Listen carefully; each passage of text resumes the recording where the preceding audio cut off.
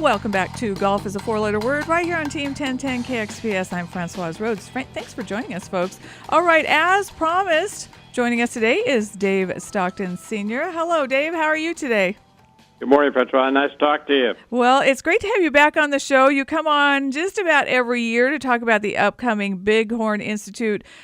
This year is going to be 29th Annual Party and Golf Classic. Amazing at Stone Eagle. But before we talk about that, this question popped into my head last night. And you're probably saying, uh-oh. Yeah. Oh, yeah. Uh-oh. But I was just thinking about the interview and, of course, talking about the Golf Classic, such a great event. But I also know that you and your family, your sons, are basically the gurus of putting on the tours. You have a lot of tour players that come to you to fix their putting woes or to just tweak things. And I was thinking about the ban on anchoring. We don't really even hear too much about that anymore. How has that affected your clients? Well, it's added business because the guys that were using the long putter had to try to find a system that worked for them, other than the long putter itself. And I was glad to see it come into play because golfers tend to. We have a hard time convincing people we're athletes, at least in my era anyway. Maybe not so much in these guys that are in such great shape. But, I don't care if a guy uses a telephone pole to putt with, as long as you don't anchor your arm on your side or on your chest or your chin or wherever they put it. It looked contrived to me. It's part of the nerves of the game that you be able to control your nerves to be able to hit good shots. So it added to our business, but it's kind of gone away. I mean, in the old days, if you were using a long putter, that meant you couldn't putt a lick. And a lot of the guys that use long putters could putt very well with short putters. In fact, we have a new guy that David's on his way to Vegas this week, and he's going to get a look. Patrick Reed, one way or the other, Webb Simpson contacted Patrick Reed, who is our newest client, and so David's going to see him in Vegas, and I'm going to see him next Monday after Vegas. He's going to come down here to Redlands on his way to go to Mexico to play. So, and he's one of the ones that use the long putter. So it's just you got to figure out a way to make them comfortable. No matter what type of putting stroke or method they use, the key is to make them comfortable.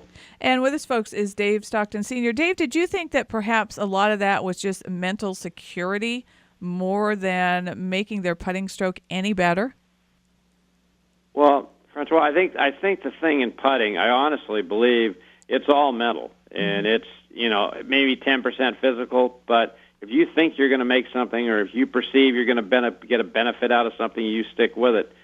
And short putters from a short distance, let's say inside of 8 feet or so, can be very, very accurate. But it's harder, especially in windy conditions and stuff, to be able to use a long putter effectively from a long distance, I believe anyway. And so consequently, I think it's a non-issue now. It's something that I never, like I say, they outlawed, for instance, Sam Snead using the croquet type method where you straddle the line, and they made a rule that just stopped him from using it. The USGA makes a lesson for one person, a rule for one person, and it didn't sit right. And neither did this, when they came out with it's going to stop their career. And it has a couple of guys, I guess. But for the most part, I think it's been accepted, and people are going right along with it. In some cases, like Bernhard Langer, he simply got his hand about 2 inches off his chest, and it's not anchored, but it simulates like it is, and it's perfectly legal. So, it's like a non-issue now.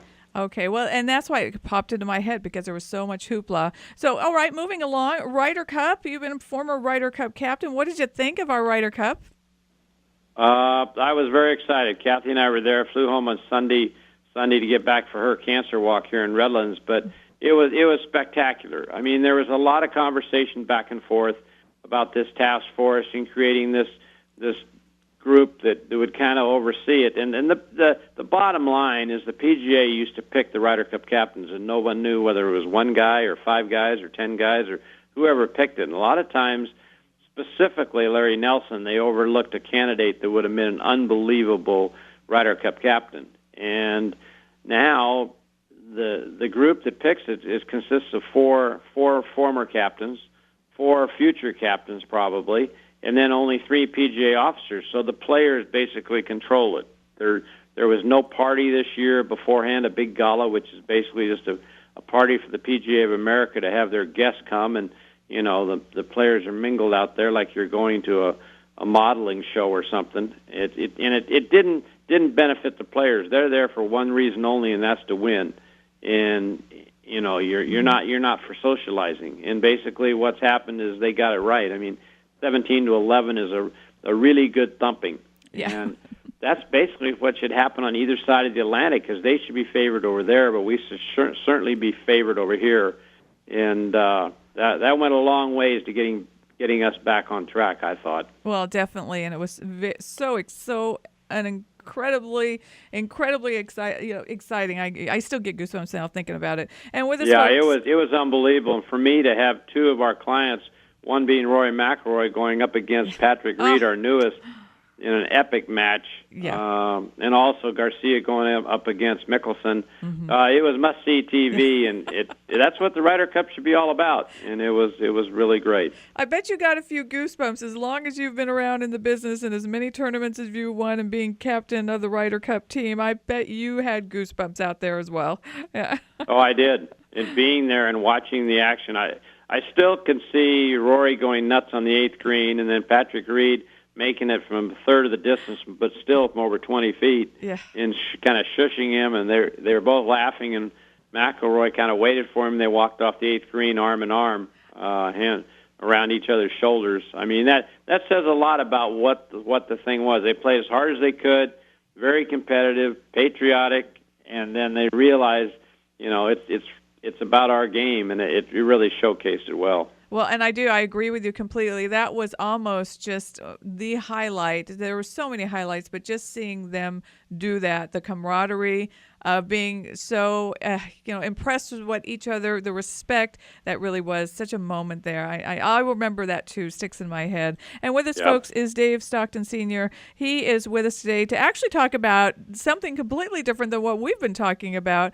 And this is the 29th annual Party and Golf Classic for the Bighorn Institute at Stone Eagle. Dave, how long have you been part of this event?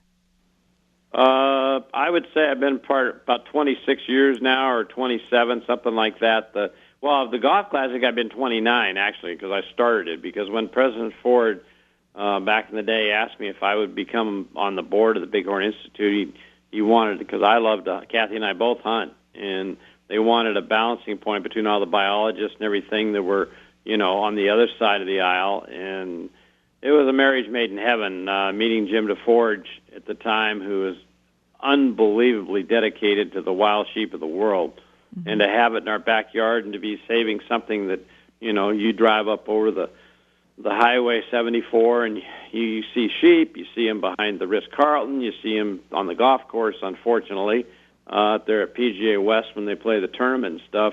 I just think that's really cool that we have preserved something that's so, so important, I think, to the people of the Coachella Valley. We just had our board meeting last week, getting ready for this tournament, and talking about the 3 different little herd pods that we have in the valley there, and they're all doing very well. I mean, they're doing extremely well, which is great. But the party itself has been ongoing. In fact, it's been a very good fundraiser back in the day when President Ford was coming to it, and we've gone through a list of different people, and it's held it at some great golf courses, but it's sustained itself because golfers are charitable to begin with, and it's just I bring in quite a few of the players, and we have a great list of gifts, and Stone Eagle's an unbelievable place, and their Aries restaurant that has just now been refurbished and reopened. On November 20th, we'll have the party up there that night, auction, and early in the evening we'll get up there. I think it starts at 4:30 or 5, and we get up there, and it's gonna be a great start to a fabulous day on the 21st, because we're approaching almost probably 100 golfers at this point, and it's going to be well received, and it'll be our biggest fundraiser of the year. So anybody that's interested, there's going to be great, and you got to get the reservations in early, because we're restricted to the number of people that can get into the area on Sunday night. But then the golf tournament, we still have spots available, and they're going to get a clinic by myself, the boys, Al Geiberger and his son Alan's going to be there, Don Pooley, a U.S. Senior Open champion, Mark Feil, a Walker Cup player, member winner on tour. We're going to have a great show, so we hope everybody out there would consider joining us. Well, it is. You do a great show out there. It's a lot of fun. The party at night and the golf. I've played the golf course, played in this tournament before. You've opened the eyes to a lot of people about the Bighorn Institute that didn't even know really what it was. You know, they hear the name Bighorn Institute, and they're not really sure.